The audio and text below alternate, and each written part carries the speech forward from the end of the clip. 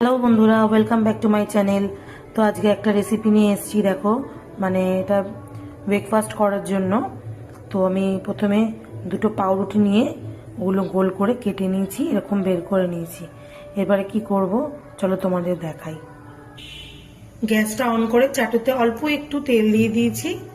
এরপরে এইটা বসিয়ে দেব, পাউরুটির সাইডটা মিডিলটা রেখে দিয়েছি, ওটা পরে লাগবে। আমি একটা ডিম নিয়ে নিয়েছি, এখন ফাটিয়ে আস্তে করে এই গোলটার মধ্যে ডিমটা দিয়ে দেবো। দেখো, ডিমটা দিয়ে দিয়েছি।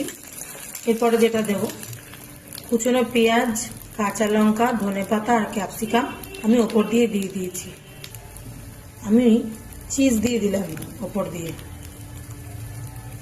আমি আমুলের এই চিজটা ব্যবহার করেছি। গোলমরিচের গুঁড়ো দিয়ে দিলাম।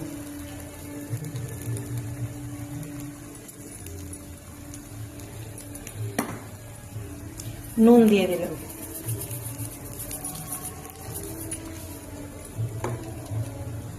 ওপর দিয়ে মেয়োনিজ দিয়ে দিলাম। পাউরুটির পিসটা আমি ওপরে দিয়ে দিলাম, যেটা গোল করে কেটে রেখেছিলাম। এবারে এর উপর একটু বাটার দিয়ে এটা আমি উল্টে দেবো।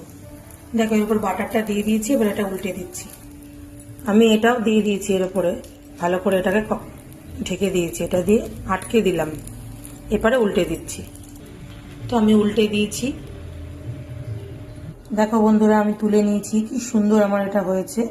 ভেতরে কুসুমটা ওই রকমই আছে, একদম গোটা। ওপর দিয়ে একটু নুন গোলমরিচ ছড়িয়ে দিলাম।